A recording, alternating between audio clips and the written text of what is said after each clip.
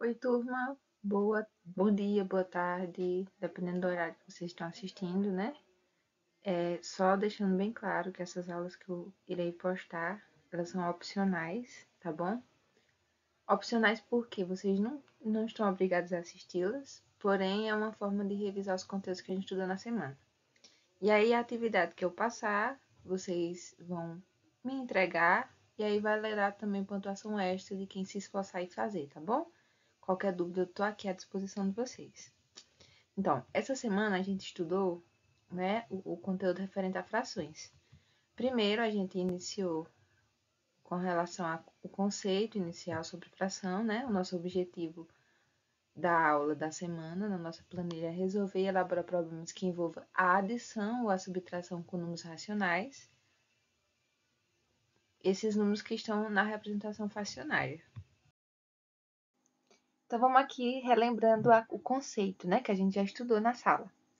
Fração é uma palavra que vem do latim fractus e significa partido, né? A fração é uma forma utilizada para representar números que a gente não consegue falar ele de forma inteira. Por exemplo, o exemplo clássico aqui dessa maçã. Eu tenho apenas uma maçã e vou dividir em dois pedaços, tá certo? E preciso dividir ela. Quando eu divido essa maçã, concordam comigo que não vai dar um pedaço, uma maçã completa para cada um? Então, não dá um inteiro. Então, o fato de eu precisar dividir ela no meio, ou dividir ela em pedaços, eu estou tornando esses pedaços em frações, tá bom? Então, por exemplo, aqui eu tenho uma maçã e dividi em dois pedaços, e aí eu comi um pedaço do total de quantos? De dois. Lembrando que esse dois aqui, ó, ele representa a quantidade total de pedaços que formam o meu inteiro. Então, se o meu inteiro eu dividi em dois, significa dizer que eu peguei um pedaço do total de dois. Agora, vamos lá para o conceito de adição e subtração de frações. A regra para adição e subtração é a mesma, tá certo? A diferença é que uma você está somando e a outra você está subtraindo. Porém, em questão de conservação, vai ser a mesma coisa. Então, vamos só relembrar aqui, ó. Eu tenho um único bolo e aí eu vou dividir ele em 4 pedaços, tá bom? Desses 4 pedaços, eu vou comer um pedaço. Eu comi um pedaço de quantos? De 4, tá certo? Então, eu vou colocar aqui a fração, ó. 1/4. Agora, esse mesmo bolo, né? Aqui tem um espaço vazio, porque já foi consumido um. Outra pessoa conseguiu pegar 2 pedaços desse bolo. Então, ela pegou 2 de total de quanto? Do total que era a divisão do bolo, tá bom? Não conta a parte que eu tirei, não. Ela tirou 2 pedaços do bolo que teria 4 pedaços. Então, quantos pedaços de bolo foram retirados? 1 mais 2, 3. E aí eu vou fazer o que com esse denominador? Quem adivinha? Conservo o denominador, porque o meu inteiro é o mesmo, né? Então, eu peguei um pedaço de 4 e a outra pessoa pegou 2 pedaços de 4. Então, a gente juntas pegamos 3 pedaços do total de 4, que seria 3/4, não é isso? Então, quando eu vou ter soma ou subtração de frações onde o denominador é igual, eu vou somar o valor de cima, no caso da soma, e vou conservar o valor de baixo. No caso da subtração, eu iria subtrair a de cima e conservar também o de baixo. Vê que tem sentido eu falar que eu peguei 3 pedaços do total de 4, não é isso? Que foram retirados 3 pedaços do total de 4, né? Uma pessoa tirou 1 e outra tirou 2, da mesma quantidade que era o total. Tá certo? Então, passando para o próximo slide com a explicação mais clara sobre MMC e o método da borboleta.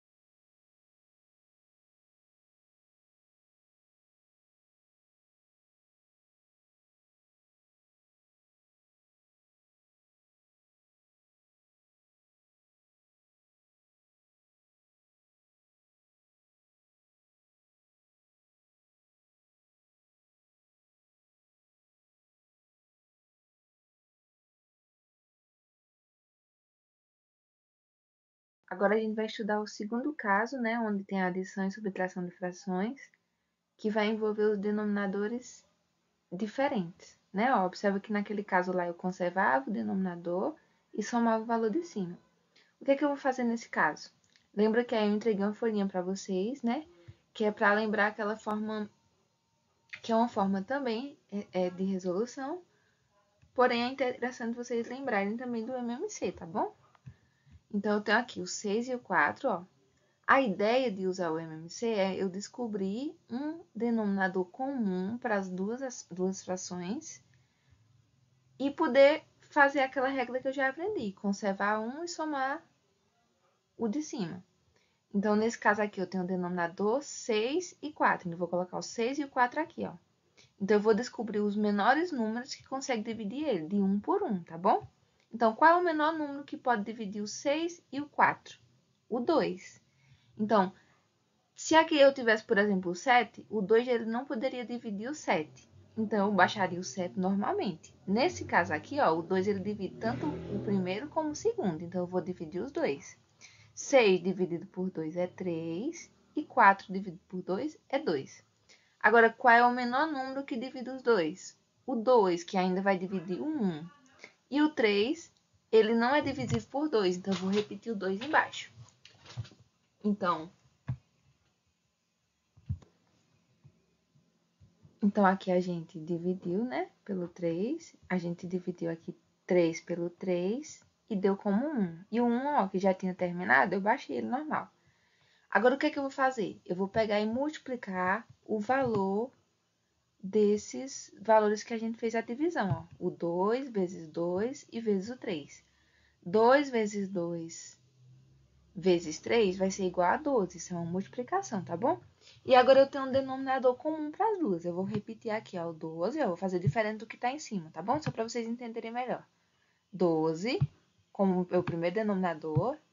Eu tenho duas frações somadas, então eu vou fazer duas frações, onde o meu denominador ele vai ser 12, que eu descobri no MMC, tá bom?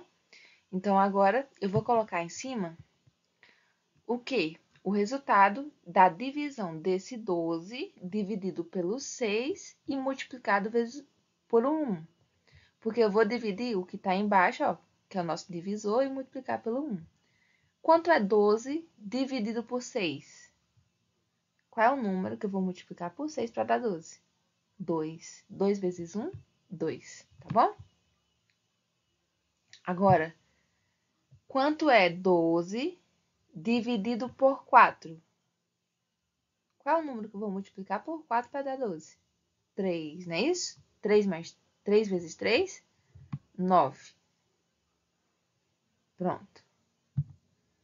2 mais 9. 11, ó. Observem agora, antes de eu terminar de fazer isso aqui, ó. Observem que a nossa fração, ela se tornou uma fração com denominadores iguais. Então, agora eu posso só somar o valor de cima e conservar o valor de baixo, que eu chego nesse valor aqui. Tá bom? Qual a outra maneira que a gente pode usar para resolver essa mesma continha? Eu vou apagar aqui para ficar melhor de vocês entenderem. Qual é a outra maneira que a gente pode usar? É o método da borboleta. Quem já assistiu às aulas completas já sabe. Então, eu vou fazer o quê, ó? Eu vou fazer aqui como se fosse uma asinha, ó. Eu vou multiplicar de forma cruzada, né? Multiplicar, tá bom? Não é, esse sinal aqui não vai fazer eu somar, não. É uma multiplicação. Quanto é 4 vezes 1? 4, tá bom? Pronto. Que é esse 4? É o resultado da multiplicação de 4 vezes 1. 6 vezes 3, 18. Então, vou colocar o 18 bem aqui, certo? Só para ficar mais fácil de vocês entenderem. E aqui, o que é que eu faço com esses valores? 6 e 4, faço o quê? Multiplico, exatamente. 6 vezes 4 dá 24. Então, ó, eu vou fazer o que agora? Eu vou colocar esses valores em cima. 4, que foi o meu resultado que deu lá, mais o 18.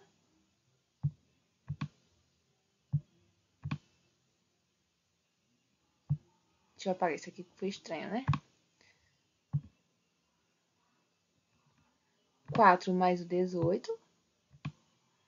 Por que eu coloquei um mais? Eu coloquei um mais porque a gente tá falando da soma de frações. Se fosse uma subtração, eu ia colocar um menos, tá bom? O procedimento é igual, só que eu ia colocar o sinal que estava aqui. Aí agora, quanto é 6 vezes 4, né? O 24 que eu tinha colocado embaixo. Esse valor de cima eu não posso somar normal?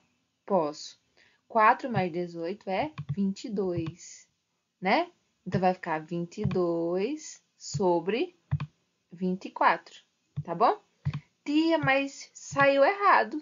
Uma das duas tá errado porque deu um número diferente. Aí a ideia que a gente já aprendeu, né? Que a gente já começou a trabalhar, eu já citei na aula, em questão de fração equivalente. Se vocês pegarem uma calculadora aí agora, pode pegar a calculadora, não tem problema não. Agora pode, tá bom? Se eu pegar 11 e dividir por 12, vai dar um valor. Se eu dividir 22 por 24, vai dar também o mesmo valor como resultado. Tá certo? Se perceberem, né, o 12 é o dobro, o 24 é o dobro do 12 e o 22 é o dobro do 11.